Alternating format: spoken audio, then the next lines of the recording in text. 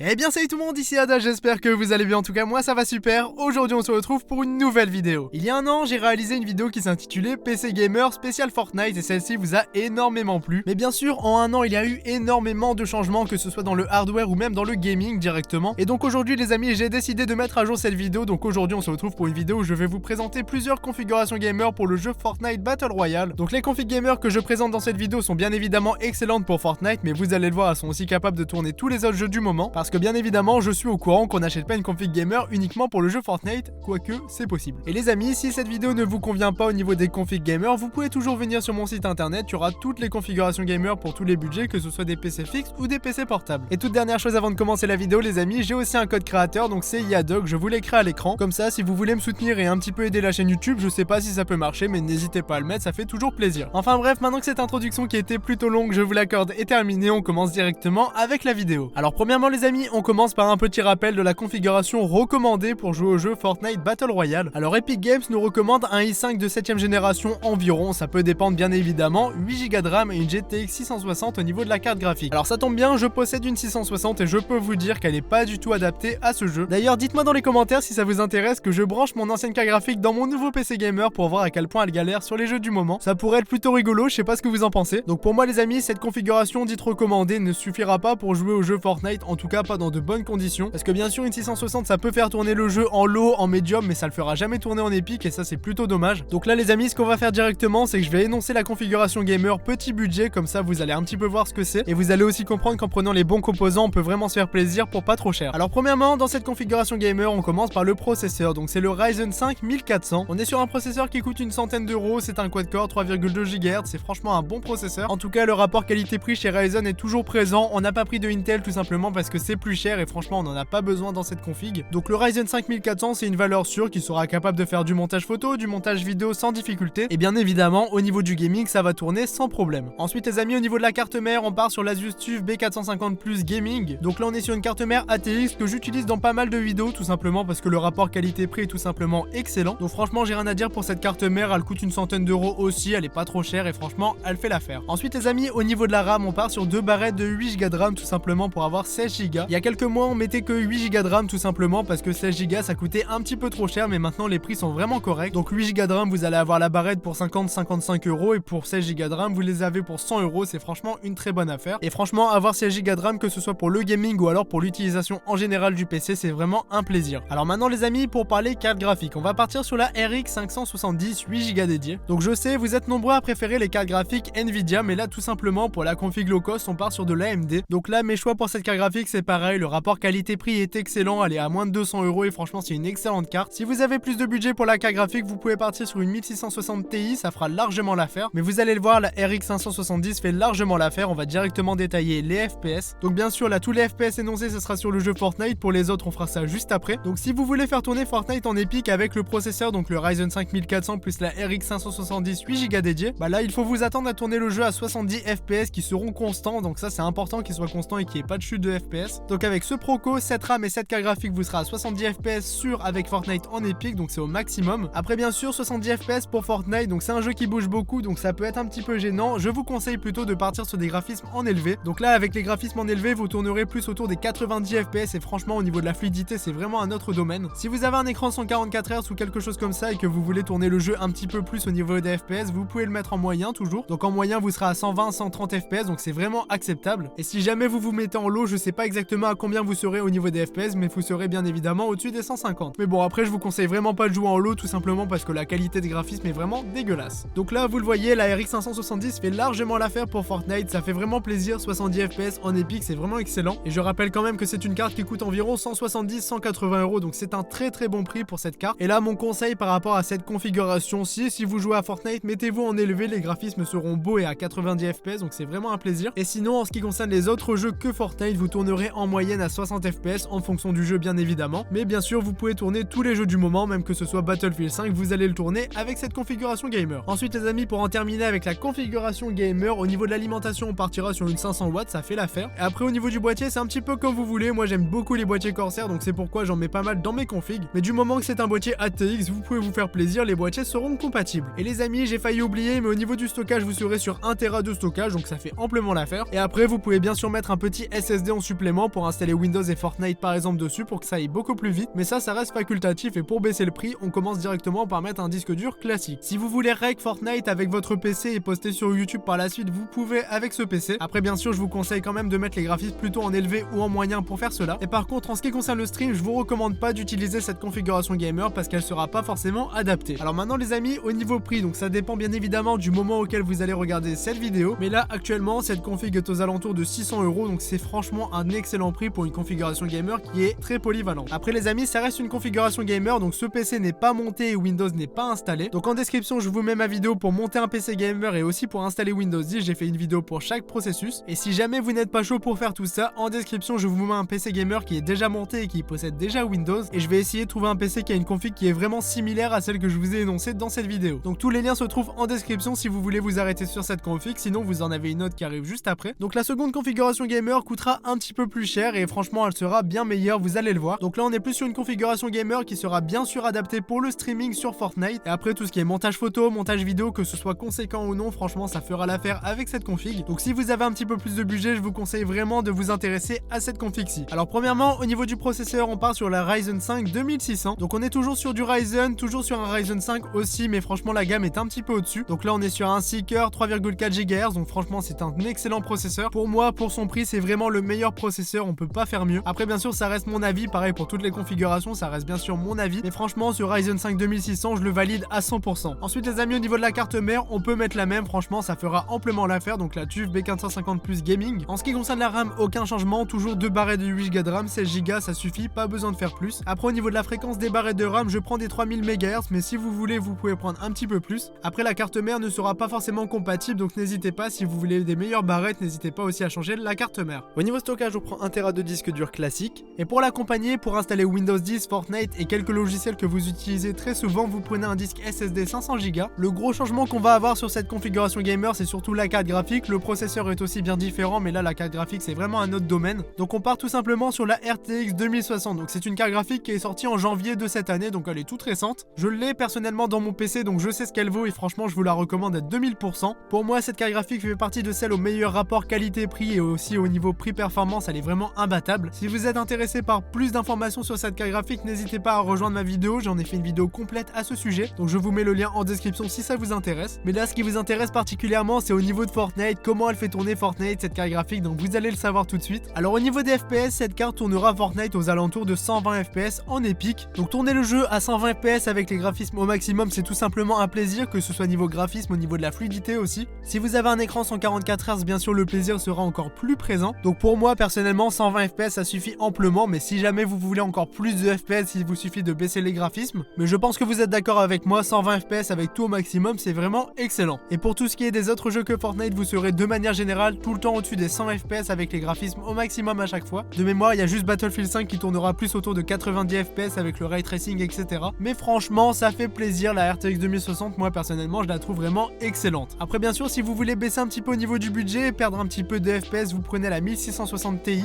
Donc entre les deux cartes, faut compter une perte de 20 FPS environ, donc c'est pas la mort non plus. Mais bon, après pour 20 FPS, l'écart de prix n'est pas non plus si grand que ça. Au niveau de l'alimentation, une VGA 600 watts certifiée OLED+ fera amplement l'affaire. Et pour finir, au niveau du boîtier, vous prenez plus ou moins ce que vous voulez du moment que c'est du ATX. Mais comme d'habitude, je vous mets un petit boîtier Corsair ou un autre, je verrai bien au niveau du montage, vous l'aurez en description. Donc ce PC, il est excellent pour streamer, pour faire du montage photo, du montage vidéo, des vidéos sur YouTube, ça sera vraiment parfait. Bien sûr, pour le gaming, vous avez pu le voir, il fait tourner les jeux sans difficulté. Donc les amis, au niveau du prix, ce PC coûtera environ 900 €. Donc franchement, c'est pas non plus la mer à boire. Certes, c'est un budget, mais pour un PC gamer qui fait tout tourner et franchement sans difficulté, ce budget-là est vraiment excellent. Bon, certes, je suis au courant que 900 € pour un budget, mais pour un PC gamer aussi polyvalent, je trouve que c'est franchement un bon investissement. Et après les amis, pour ce PC c'est pareil, donc il n'est pas monté et Windows n'est pas installé, donc c'est le même protocole, vous allez en description. Et si jamais en description je vous mets un PC gamer équivalent au même prix qui est déjà monté et Windows déjà installé. Et bien voilà les amis, j'en ai terminé avec cette vidéo, donc j'espère vraiment qu'elle vous aura plu et j'espère aussi vous avoir aidé. Si vous avez des questions, c'est dans les commentaires sur le conseil tech ou sur mon serveur Discord, il est fait pour ça, donc n'hésitez pas. N'hésitez pas aussi à vous abonner à la chaîne, ça fait toujours plaisir, et aussi à laisser un petit pouce bleu. Et dites-moi dans les commentaires ce que vous avez pensé de cette vidéo. Donc moi je vous embête pas plus, c'était Yada, on se dit à la prochaine pour une nouvelle vidéo.